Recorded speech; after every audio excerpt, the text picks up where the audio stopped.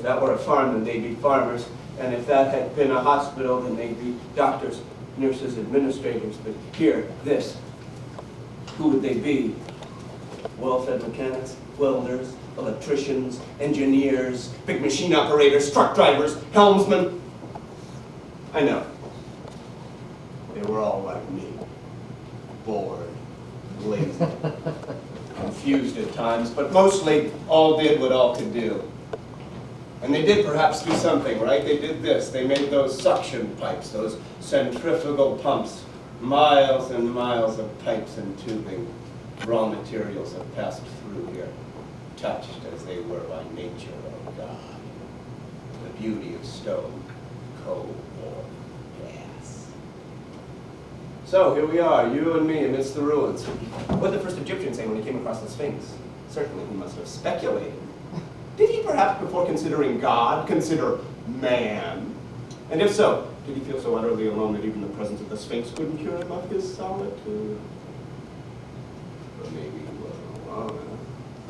Maybe there was a woman. Maybe it was a woman with a man, huh? Or an entire tribe, huh? Maybe there were witnesses, huh? Maybe. Dum. Dee-dum. Dum. Dee-dum. Poof. Alone again amidst the ruins, huh?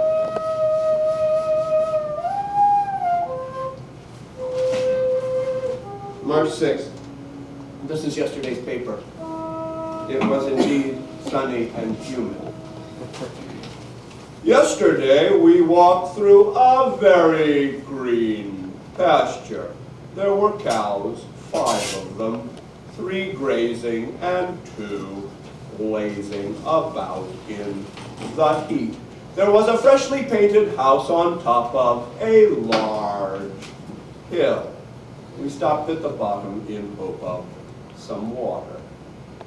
In the distance I saw a gas station. I assumed better luck there. And there were flies. Yes, there were flies. This is a very difficult thing to cross. The flies are on this side, on the other side the rest, the farm, those animals, the grass. Or were we fighting yesterday? Yes, I suppose we must have. Oh, where is he? Where is that stupid thing? What did I do with that dumb thing? War, revolution, conspiracy, uprising, again and again. It's frustrating, I say. Absolutely frustrating. This is civilization, and I'm so tired, so weary of the violence. When I set fire to my house, the fire department came to put it out. Insurance claims officials came days later, and then renovation began. It didn't take long to fix the pipes. Well, the wall was a problem, because there were structural problems, of course. And the furnishings, well, at least the termites and woodworms were gone. In a month, my house was once again my home. And then she left, taking with her the kids and the babies. How many were there? If the world ended today, all historians would be out of a job. And how many, I wonder, how many bookbinders would cease to be employed, huh? I was a revolutionary once and still am, although I don't know what that means anymore. I was in love once too, twice even, maybe even 3 times. I don't know what that means.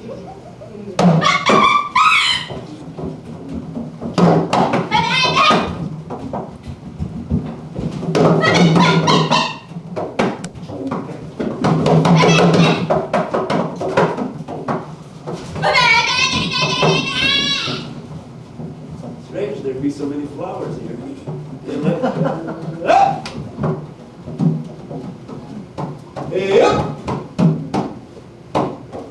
Nowhere to see.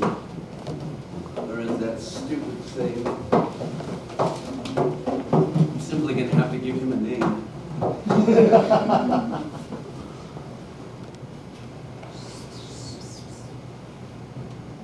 Hey, you aren't worth very much, are you? What? Speak up, man. Don't mutter. You have something to say, then say it. loud and loud. Music.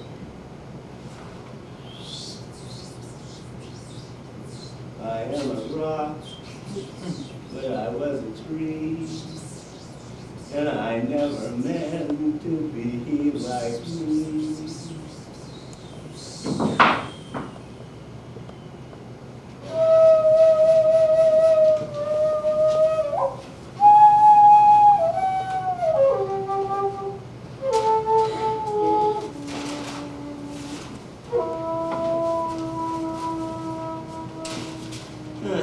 April 10th. This is yesterday's paper.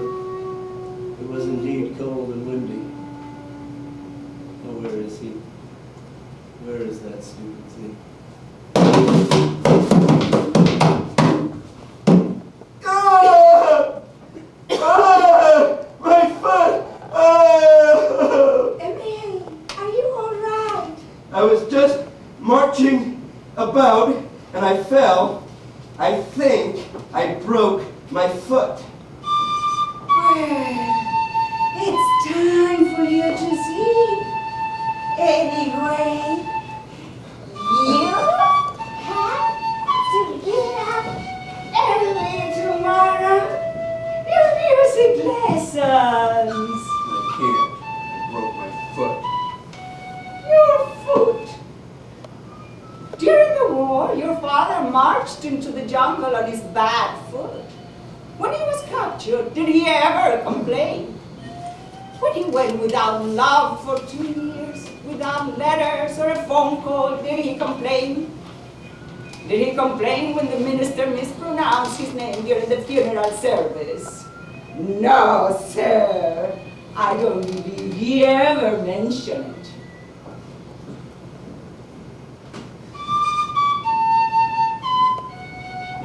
Good night.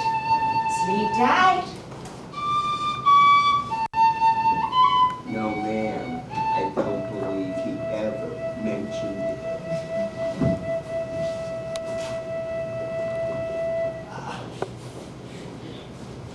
There you go again. All dressed up in your fancy clothes. I know you're hiding him. It's not a very nice thing to do, to hide my father from me. One day I'm going to follow you. Won't you be surprised? I'm sure he'll be very happy to see me. Why do you hide him? You keep him in a cage in the woods somewhere. You keep him locked up. You shouldn't deny it. I can see the guilty look on your face. It's the makeup, I know. You try to hide it, and then you come home all giggling and bubbly like. I may be young, but I know these things. But I'll save you one day, I will, I promise. Just like you.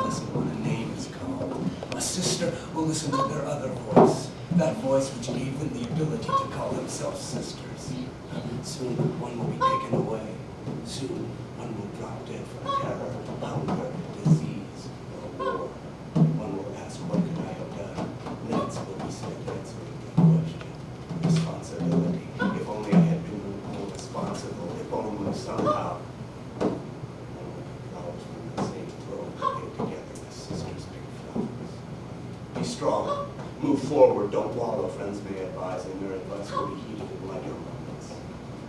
Well, I can intellectualize it and laugh and make this like a sister, like a brother. What does it mean in the end? 2,000 cats, 1,500 dogs, bottles, bad nightmares, 25 pineapple, 130 less flamingos, 55 banner, 95 spider monkeys, 20,000 centipedes, 200 lamps, 65 Kampo goldfish, 90 Stop! I can't listen anymore. Oh, what a headache. I can't listen anymore. The world is falling apart, dear sister. What are we to do?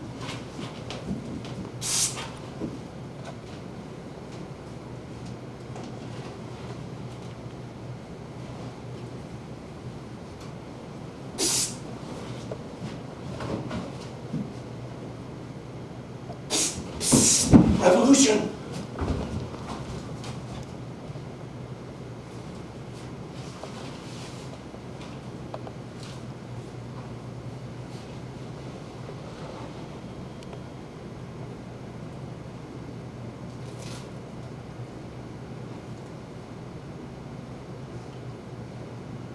Did someone mention revolution?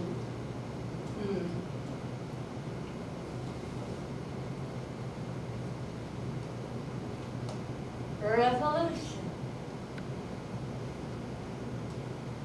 Yes. I heard it too.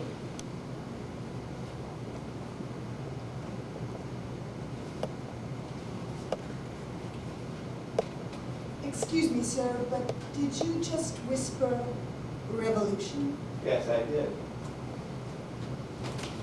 What of it? You're not spies, are you? Spies? Heavens no. How do I know? Where's your identification? Now, wait a minute. All right. I'll let you in on a secret. Well, There's a revolution underfoot. Oh, really? Where? Right here. In that house with the weather vane and grandmother's pacing the floor. In warehouses, stocks are fluttering. Workers are beginning to organize. In universities and technical colleges, in cafes and diners, in bars too. Keep your ears open. You'll always hear talk of revolution. I never hear it. You heard it just a second ago. But who were you talking to? Talking. I wasn't talking. I was whispering to myself.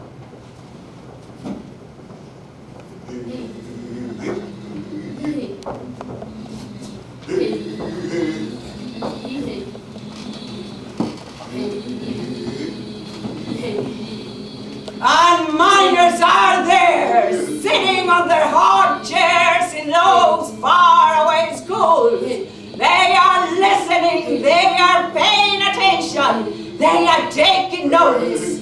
These miners, men and women, young and old alike, have left their homes and journeyed here. They came here hoping for an education, an opportunity. Some wish to become bookbinders, and educators tell those with dreams of binding books that they will become bookbinders, that with hard work and perseverance they will indeed bind books, bind them together like bricks, and build a great society of language and knowledge. But first, these educators say, first they must work. They must work in the mines to pay for the education. They must breathe in toxic gases. They must suffocate. They must be crushed in mine shafts. They must all die before they can attain the book-binding process. The secret of a constructive society.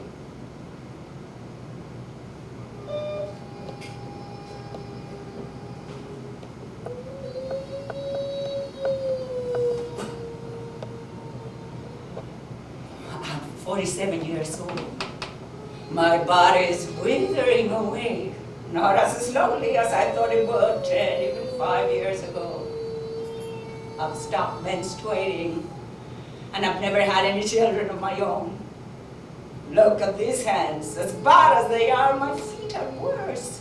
Drying flesh falls off in lumps at an alarming rate. I've been a mother, a damn good one considering.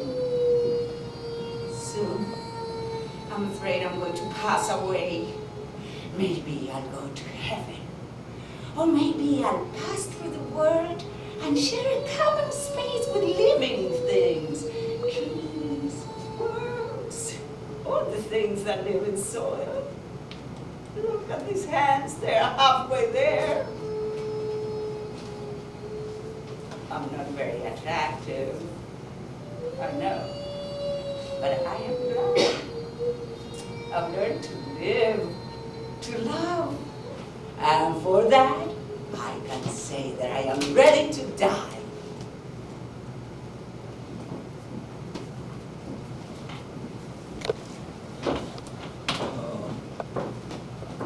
My muscles are finally atrophy. I have 3 more hours. In 3 hours, it will be daylight. My heart will beat normally. My neighbors will be finally asleep. And in a most miraculous bliss, the world I know will seem much more beautiful. Oh, where is she? Wasn't there a girl who just did you see it? Where did she go? I feel I have something to tell her. What was it? A story. There they are. You hear them? What kind of people are they? Monsters! All of them! Don't they sleep? And there she is again, twirling her hair between her fingers, holding her cigarette the way she does. She bends over laughing. I see them, but there is no sound, just a din of noise like a broken TV set. Look at her. How I'd like to. I wonder, has she ever walked home alone in the snow to her parents' home? Doesn't she know the girls who wear such red lipstick will suffer most during curfew? Police will drag her from the street near the door of her parents' house and be taught strong moral codes. If she resists, if her perfume is too strong or her skin too soft, she will be driven to the outskirts of town and be forced to work in the fields. Look at her! How graceful her hands move! How I'd like to. Look at her! Where is she? She was there just a moment ago. Shame! Shame! Shame! Shame! Shame! Shame! Shame! Shame! Shame! Shame! Shame! Shame! Shame! Shame! Shame! Shame! Shit! Oh! Look at you, you don't look well. Did you not sleep well last night? I'm just tired. Olivia! Oh, I had the worst dreams last night. I dreamed that I heard dogs growling and bugs skittering across the floor and birds chattering in the trees and mice running through the leaves. I thought that certainly an earthquake would come. Do you remember? An earthquake? Yes, you woke me and I told you to go back to sleep. And then I heard the dogs foaming and drooling at the mouth, and I thought that one would bite me and that I would get rabies. Do you remember? Rabies? Yes, you woke me and I told you to go back to sleep. And then I felt bugs crawling all over my body! I hate her. I think she's ugly. She's a woman. They are both freaks. It's true though. Look at them. Don't look at their bodies. Look at their faces. Their bodies. Look at them. Do you not notice? No. It's true. Do not notice their breasts, their waists, their hips. We don't want them. They're tainted. They are stained. If you could inspect them, you would see that in that body the history of man has fallen. The great seers and men of faith, the poets and leaders have become like the tiny stitches in a woman's bodice. Scars to them, mere scars. We are not freaks! Prove it. Leave her alone, we're not freaks! Prove it. Shut up! We are freaks, aren't we, Olivia? We are freaks.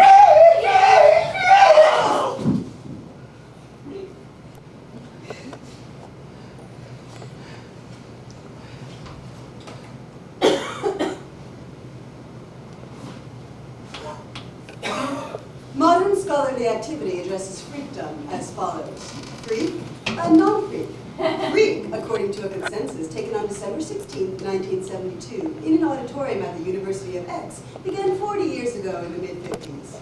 Toasters, refrigerators, hubcaps, and bottle openers began to shift in design from a purely functional utilitarian construct to an attractive, theoretically based formula of production and consumerism. Production, one would say, is the ability to recognize what is necessary and comfortable for attractive living. Attractive shapes and colors were soon being produced for every household consumable comfort. These things, yes, they were freaky. The others, not, that is, no, but in time, may well be. But we're special. Why? Because we're revolutionary.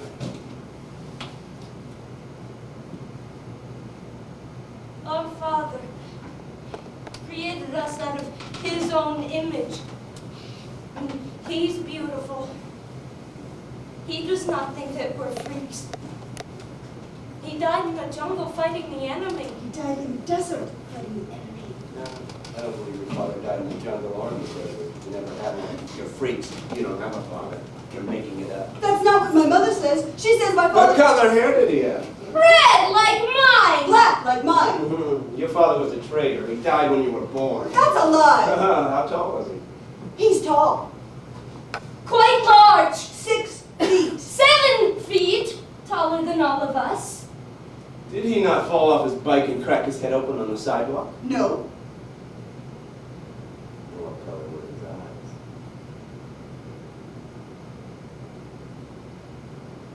What color were his eyes?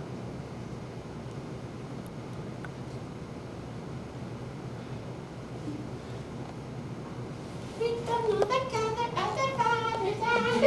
We don't know the color of the Father's eyes. We don't know the color of the Father's eyes. I was a witness to a terrible scene.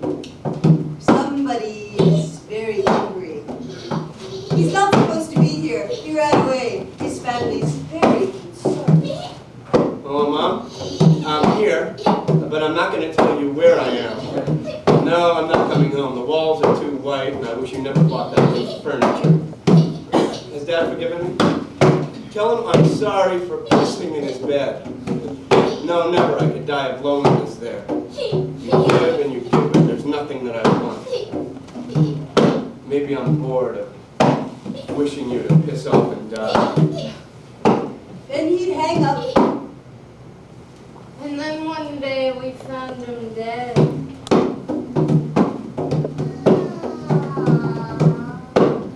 I didn't think it would hurt, but it did. I saw a man do it to himself on TV. He didn't look as though he was in pain. It was also very clever, I thought.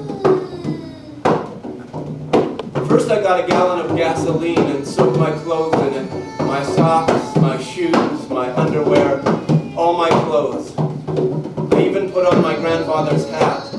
He was dead and I didn't think he needed it anymore. When I was soaked in gasoline, it made my skin cool and dry, and it felt nice.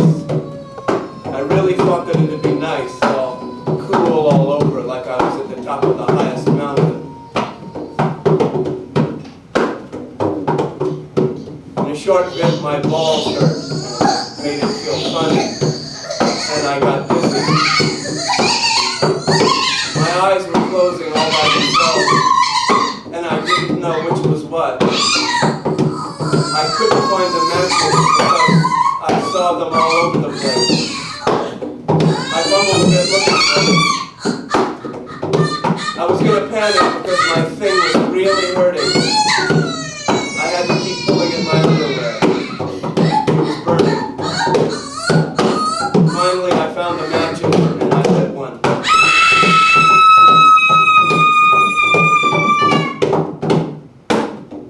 It wasn't all cool like I thought it would be. It burned really fast. The image of that man stopped coming to me, and all I saw now was my family. I tried to get them out of my mind, but I couldn't. I saw them crying for me, and all I wanted to say was, I'm sorry. And then I thought that that was it. But then it wasn't. pain stopped and it did become cool. I saw my arms burning, my fingers turning black, blistering, and my balls didn't hurt anymore. I didn't know where they were. I tried to reach for them, but then I ceased caring. It was just very nice. And then I had to crap, so I did. Right here. It was so cool and so nice. And then I just wanted to sleep, and so I laid back and slept. And I heard voices, but I just slept. I didn't care. It was just very nice.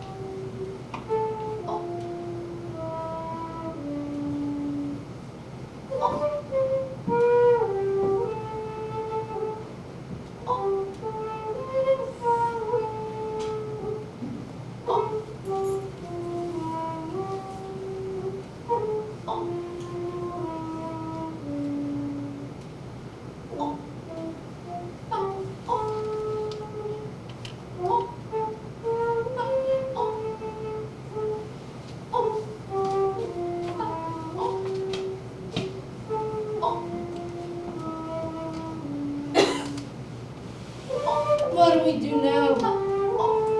Put him out. Bury him.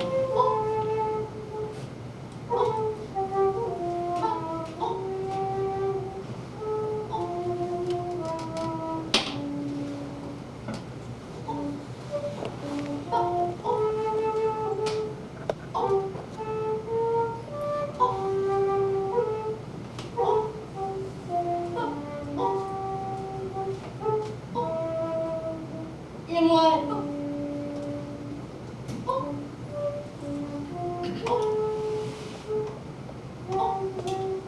There's some water.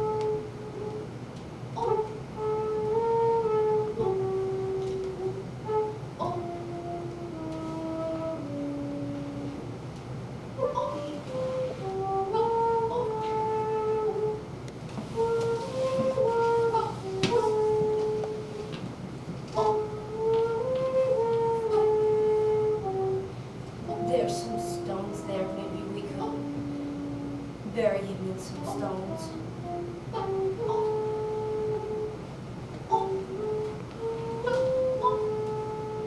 We could bury him in leaves.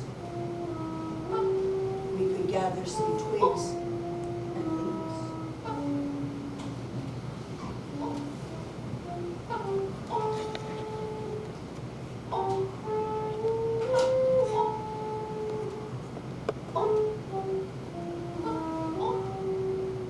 What happens if we just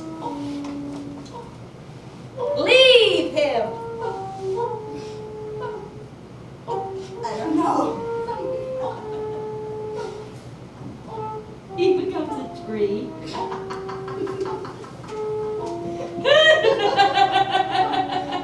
That's not what happens.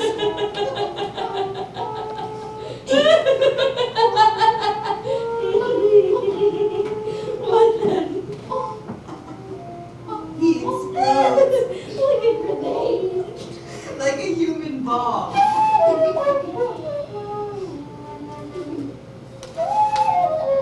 That's what happened to him. Isn't it? It is what happened to him. He exploded. It is, isn't it? It is. That's not what I meant. That's not what really happened.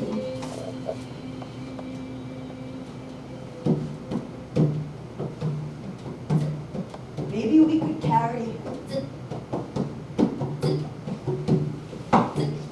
Maybe. Wait, let's think about it.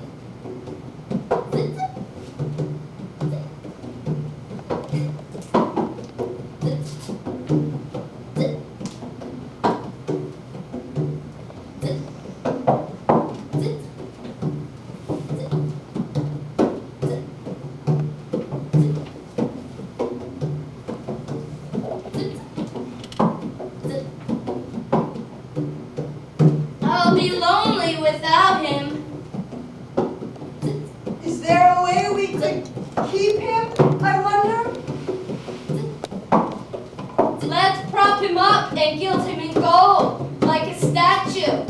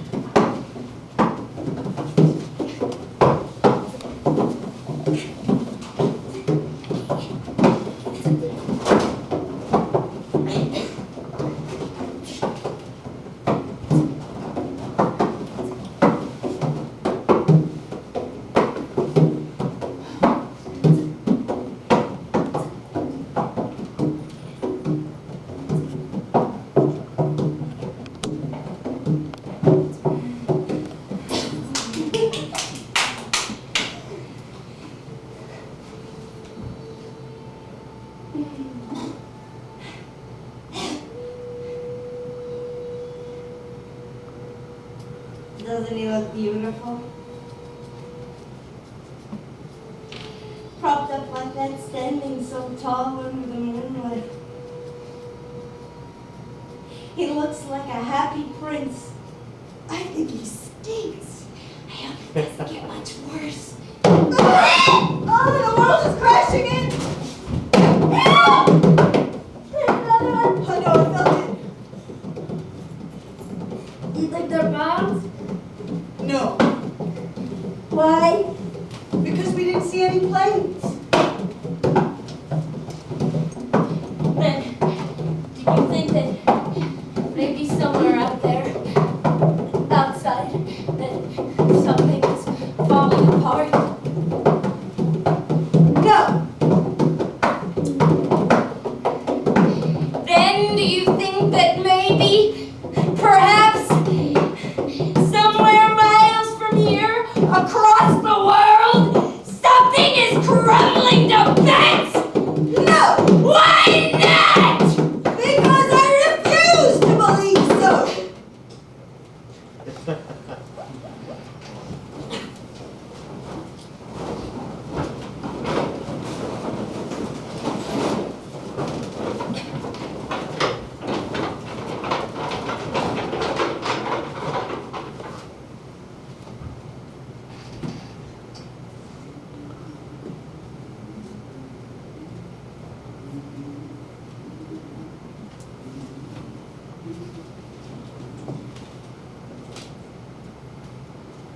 Every time he sees me, he smiles on the side of the mouth.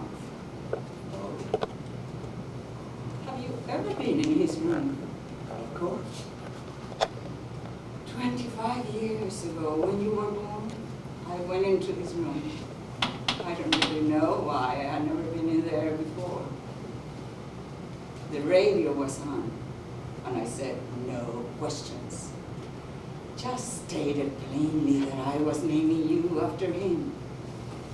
He resisted, of course, and I hollowed back. He smiled in the corner of his mouth. We talked about cameras then, and he showed me his photographs. You did see his photographs, didn't you? I forget. I don't remember them. But now, anyway, they're probably gone. I'd like to see his room. This is what I remember of it now. a wall of books, a TV which he keeps on for hours at a time, his bed with an old blanket, his nightstand with a stack of magazines. There's a window that looks out onto a yard, and beyond that an apartment complex. Yes, he complains. The old days were a fine time. He had to walk the large hill. He could see the ocean and the fireworks on every new year. There were lizards in the garden and a variety of birds. Yes, the lizards were blue and green. We'd catch them and throw them against the wall. We were always afraid they'd fly back. I'm terrified of them now. You believe that the lizards were organized? It was the time, you know. Things were different then.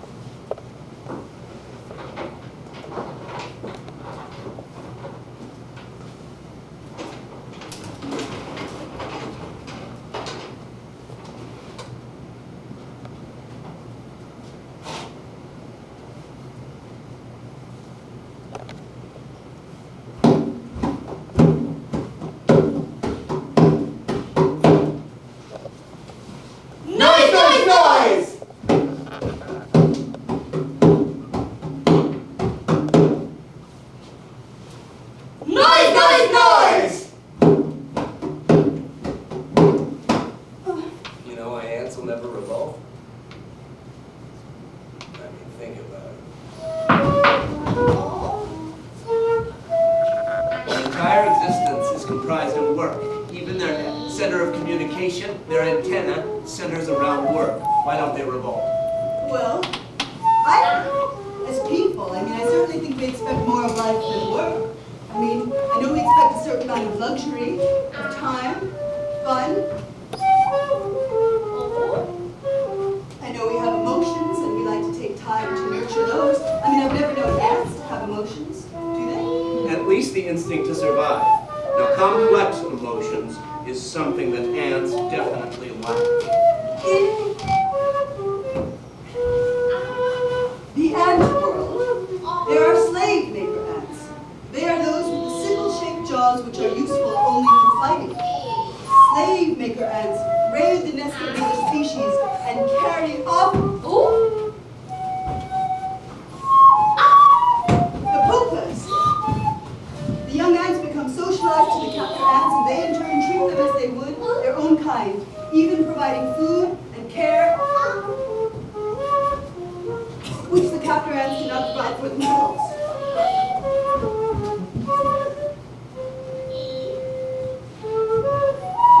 What do we do when we get home? I assume bathe, then eat, play the piano, listen to our mother play. We've been gone a long time. Do you think that they're worried about us? Worried? Nonsense. You saw how calm Mother was when Daddy left. He was in tears as he walked out the parlor door alone. She just stood there near the stairs with that look. What look? This one. This is how he left.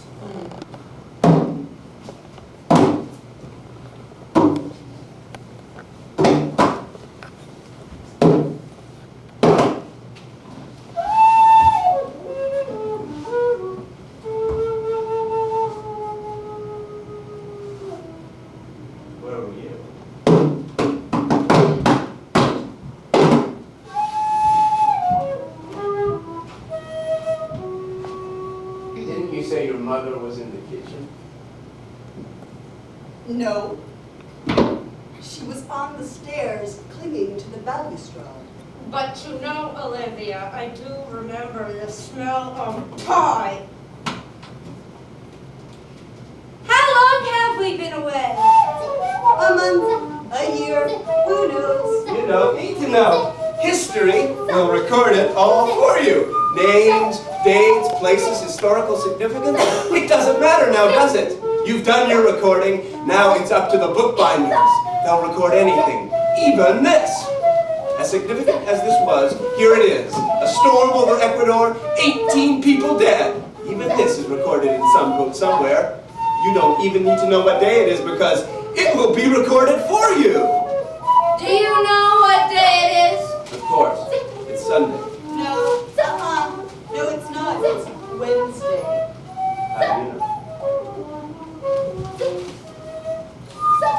This is yesterday's newspaper.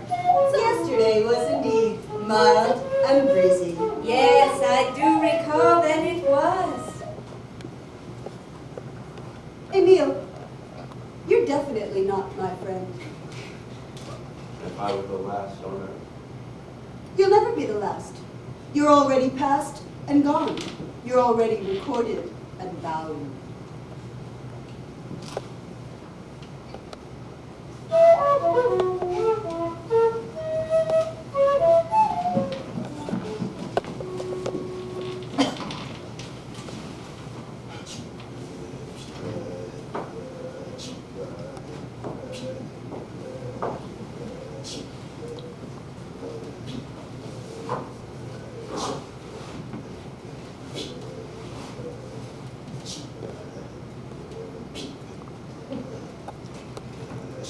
I'm sorry for leaving you like this. You have to pay the bills from now on, Emil. Don't go. There are too many things I need to know. There is only one thing you need to know. And knowing this will make me very proud. What is that?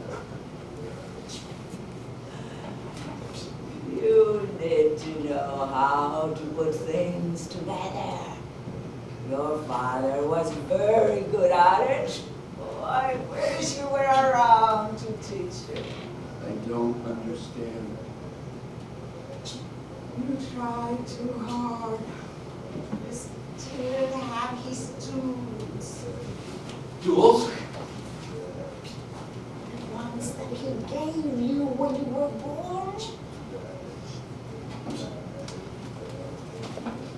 This little piggy went to the market. This little piggy stayed home. This little piggy ate roast beef. That little piggy had no. And this little piggy cried, wee, wee, wee, all the way home. Hello!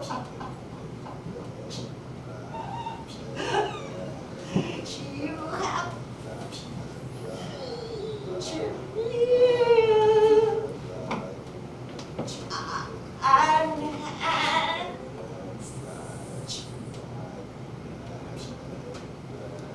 And you still have your mind, don't you? You know what to do with it. Work. You will be king, Emil. Of what? Of your feet and hands. Please, don't go.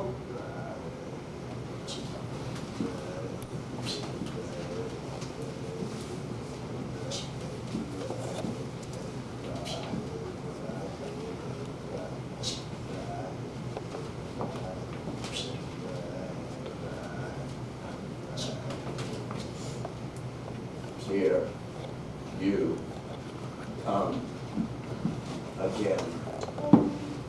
Your head hung low. You've been crying. This is the moment I hate you the most. When you've been rejected. When you've been crying over someone else. I saw you with the other man. I wasn't hurt. You needed him, I'm sure, especially the way you keep my father locked up somewhere away. You told me in my sleep that you needed another man. You were sure that in time I'd understand, and I do. It's only another man, another kiss, another mouth, a hand, a body. But he's left you. I can tell by the way you fumble for your keys. I don't understand. You want him back. Why? Why do you want him back? You already own a perfectly good man. In a war or a revolution, he will be there, standing tall, brave, proud. He won't fly an airplane or drive a tank. He will be there with a sword in his hand. No one knows what to do with someone who wields a sword except to raise a sword against him in combat. What gutless pig would shoot a man with a sword? What terrible person would run someone over with a tank? What evil, evil person would drop a bomb? And what coward would push that button? You are rejected and you want him back. I can tell by your footsteps creaking up the stairs. Hear how your ankles crack. Hear how they wobble, so frail and weak, like a very old man crossing a rope footbridge. Every footstep you know is the worst thing that ever happened to you. Hear how they creak. The pain, oh, the pain of having to walk so proudly to your child's room. The pain of having to say good night.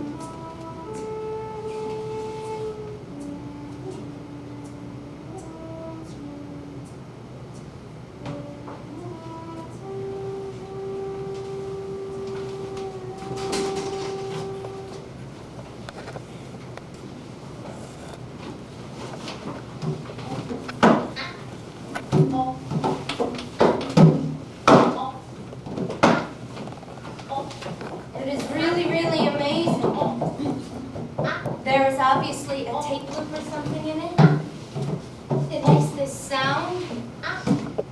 Growl, growl, growl. And if I turn a certain knob, it repeats the word cradle, cradle, cradle. And if I speed it up, it repeats the word kill, kill, kill. It is definitely a voice, no doubt about that. This machine knows facts. I don't know how, but current facts are continually feeding through this machine. I mean, if I twist a handle or poke a button, it will forecast weather or describe a terrible uprising in Indonesia. It knows every different language and understands the psychology of every person and object. It can pinpoint the mechanism that will thwart or disrupt every system of thinking or belief. This machine, I'm telling you, is universally correct. It knows every mathematical principle, whether logical or nonsensical. This machine does not make arguments, though. It cannot argue with you, nor can it judge or settle on an argument. What does it run on? I'm not entirely sure. There are these panels on the sides, like miniature solar panels, but also, Benditt told me this himself, and this is of course in confidence, but I think it runs on grappling. was instead developed by Tesla himself before he died. The self-generating power source was his last creation, and it mumbled something about space people.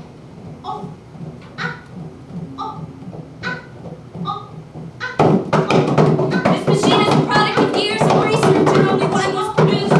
Researchers were frightened by it when they realized that it was capable of naming everybody in the room, feeling their most profound desire, and the mechanism that triggers the fulfilling of their desires.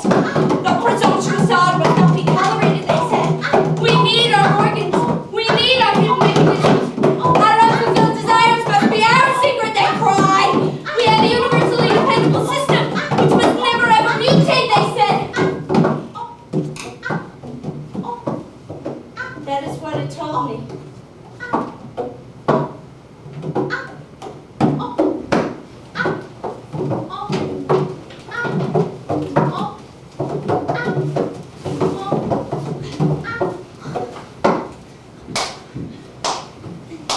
Victory!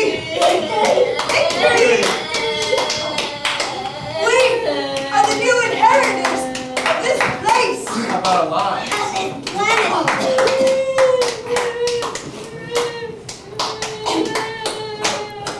Just as David defeated Goliath, we too have won a great victory.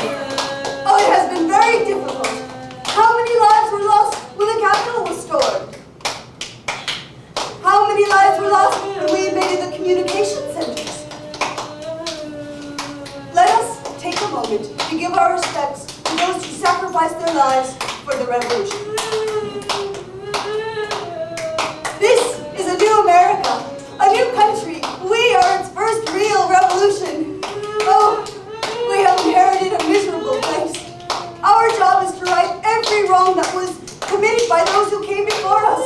Poverty, disease, education, history, unemployment, environmental concerns. Is there even a list? If there is, it must be miles long.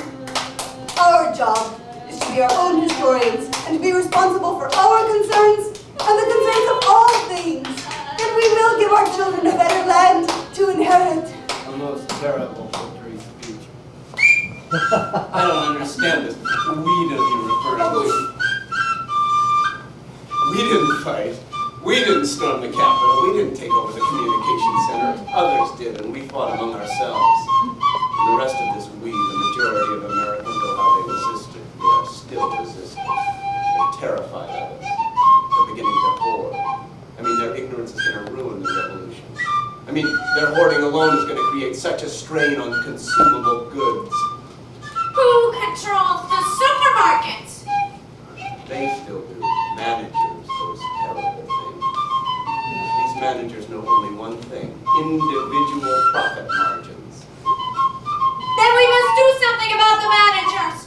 We must re-educate them. Have you ever, Moira, tried to re-educate a manager? No, I haven't, Emil. But I can certainly imagine the difficulties. A victory speech should be inclusive. We don't want to leave people out. If you begin a speech with, "I did very little for the revolution," more people will listen to you. But we did a lot. If you bared your soul, you owned up to your own crimes, the crimes you committed with Moira. Excuse me? What are you saying? Don't think I don't.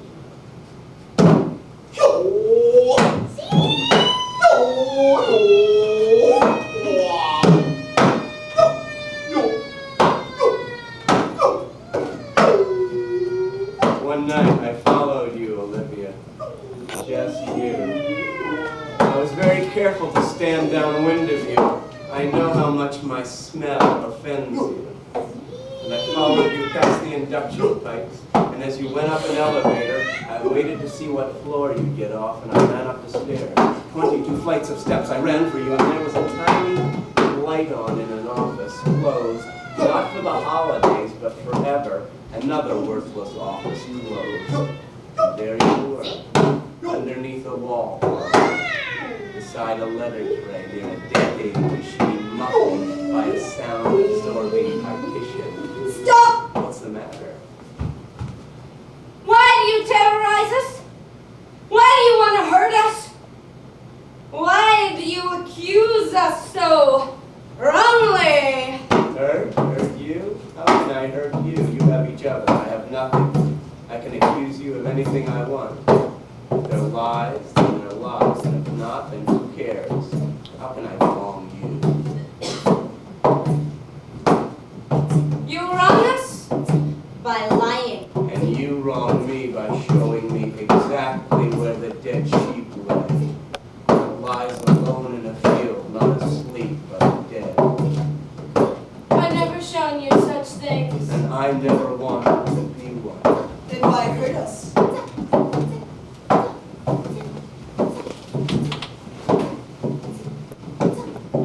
Haven't you been listening? Because you have each other, and I have nothing. I'm not saying anything unusual, nothing terribly profound. But in my overbearing shallowness, I point the finger at myself this time and reveal that I have nothing to say, nothing to do, and I'm really quite simple. You have a revolution to be responsible for. A revolution. History could explode. Bookbinders could be lined up against a wall and shot. Governments can change from red to yellow to black to nothing. And what about me?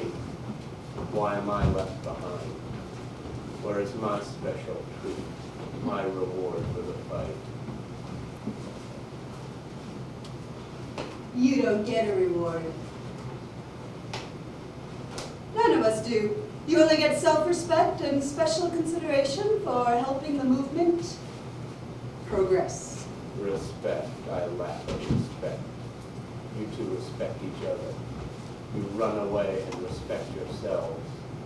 I sleep alone with this thing and respect myself in the darkness. I'm not saying I want you. I'm not jealous, not green, no. I want to crumple up that paper there, and I will. I want to crumple it up and then tear it to shreds. You think I might be angry? Well, you're wrong. You think I'm pitiful? Well, maybe in your eyes. You think I'm mad like a rabid dog or a caged monkey, and I might be, but that's the least of my problems. You think I'm just lonely or desperate? Well, I'm used to it. You know what I want? I wanted to be there on the front lines of the gun in my hand. I wanted to put my gun in their heads and smell their fear. I want to know it! But what do I have?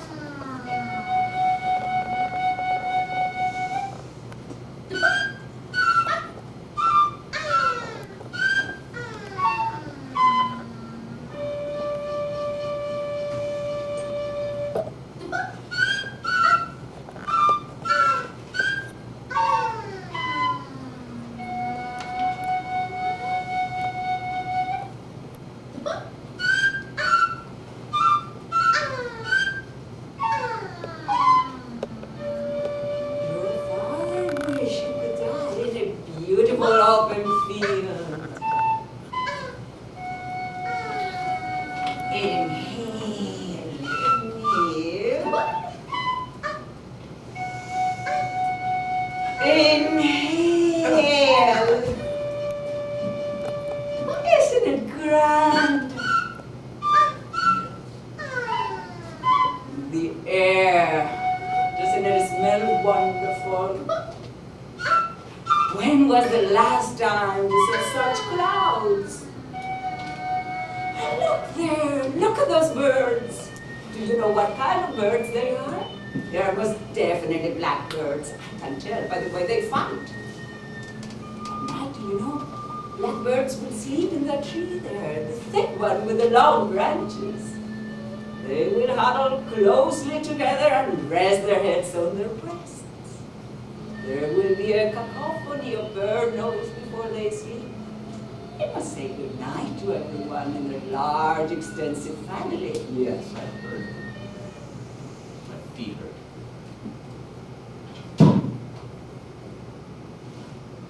I wonder. Look at you, bound in these ridiculously tight shoes. Take them off. Let them breathe. Tickle the earth a little. Get your feet dirty.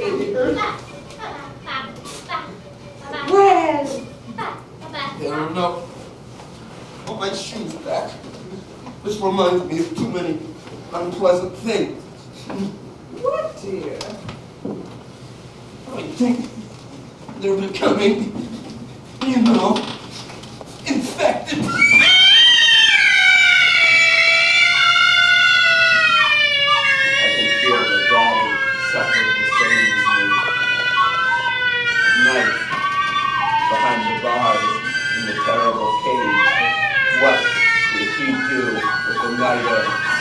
The beetles, the moths, the worms. They were there sharing the air and soil which he lived. He does not want to be an animal, you think? He does not want to be an animal. What an odd boy. Why did he say such things?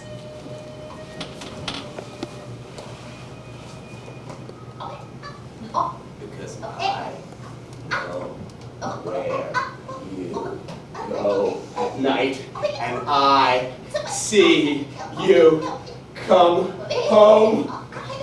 Why do you keep him caged like an animal? Keep him from me. He wants to be with me. I know. I hear him calling in my head sometimes. Emil, your father is there. He's not caged. No, I do not cage you. Why do you accuse me of such things? I know it's so slow when you come home. But I do hear calling for me.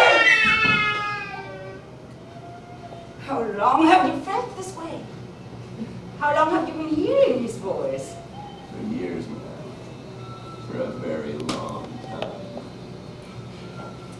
You are young. You're not expected to know what death is. But death took your father away from you and from me. He's not alive, because if he was, he would hold you in his arms and raise you high into the sky. He'd be here amidst the grass and blackbirds. He'd throw your shoes right across this field. And if it were too hot, he'd let you wear his hat. Liar! I know where he is. I know where you keep him.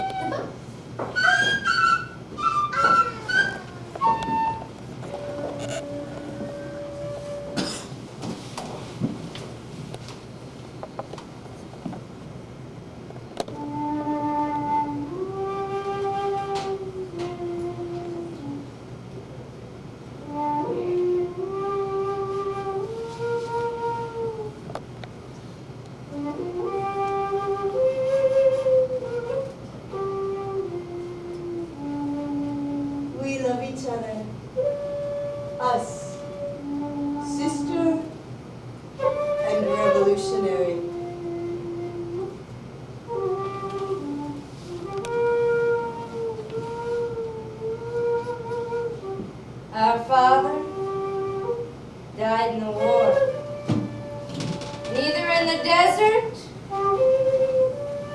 nor in the jungle. He was killed in a supermarket. His division had taken a city. His company, an urban subdivision. A suburb, you might say. They came in with guns and tanks. He drove down the street in a 155mm M109G self-propelled gun. They invaded people's homes, burning some that went up, then down like cardboard. Paper houses, that's what they were. They stole luxury sedans and drove with the air conditioning on full volume. They reprogrammed all the stations on their car stereo and played the music at a high volume. They shouted and gestured friendly obscenities at one another. They fed all the dogs and let the cats fend for themselves. And around the homes they invaded, they built fences out of unwanted furniture. They stole tools from hardware stores and built flimsy structures to protect their newly acquired possessions. They stole locks to protect theirs from others. Thieves, they said, should be shot or hanged. They stole food from supermarkets and sold it to the natives at outrageous costs. They forced them to mow their own lawns, tend their own gardens, and change the oil that once was their luxury sedans. It's the price they have to pay for being different, someone said. Our father, though, our father was different. In a supermarket, he stood on a soapbox and made this speech. Fellow soldiers, friends, look at what we're doing. We've stolen their homes, their cars, their tools, their pets. We must stop this pillaging. We are not greedy men. We are honest and sane. We have morals and codes of conduct we ought to obey. Says who? Someone yelled. I don't know who. I think you're a traitor, someone yelled. No, I am like you. Traitor, someone yells again. Men, I implore you, when will it end? What else will you steal? They're women, someone yells. And our father was crushed in a stampede.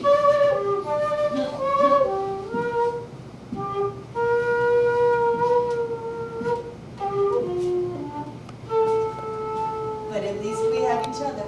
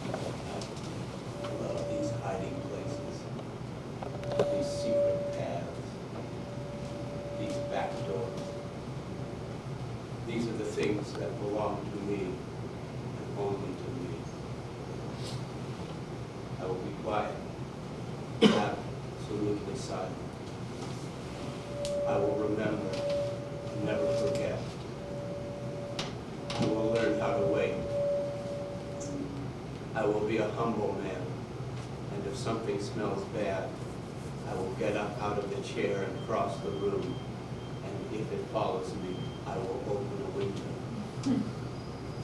These are my places. It's important. You don't have to listen to me. You can close your eyes, but the frightful things will become even more terrible because you will have to witness the terror on your own.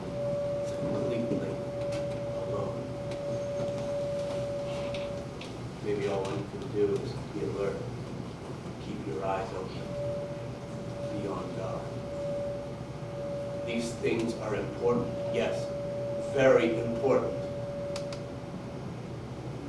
I feel like I have something to say. Well, that's all I have to say.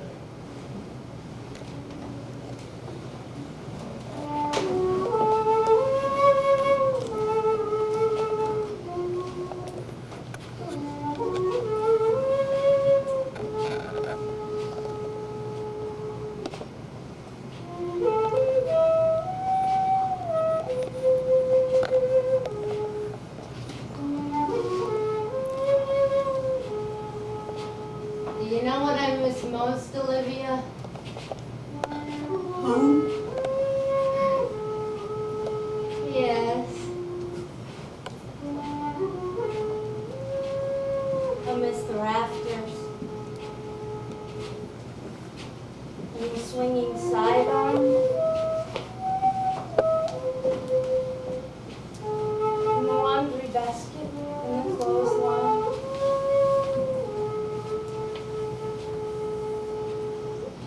Yes, I miss all that.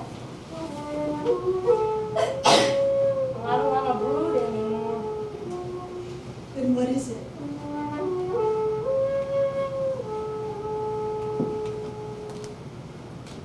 I never would have thought we'd end up here. So alone. Amidst the ruins. Not like this anyway.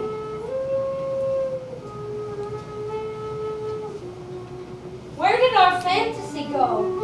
Our shopping carts and families. That's what I really miss. The people that we wanted to be. We didn't want them. Not like that. The way they were coming. Pre-packaged, prefab, ready-made lives from those that experienced them first. The pilgrims, the patriots, the settlers. The railroad workers, the slaves, the gold miners. The Yankees, the cowboys, the dust bowlers. The scientists, the industrialists, the astronauts. The prostitutes, the jazz musicians, the real estate investors, yes, the entire 20th century even. It came and went so fast, we weren't even there for most of it. But we lived it just as well, didn't we? Yes, I suppose. Really the best we could have done, given what we had. I didn't mind, you know. It was something to do anyway. Especially when one's tired of a revolution. Revolution. Yes. Revolution. We could have waited our entire lives, couldn't we?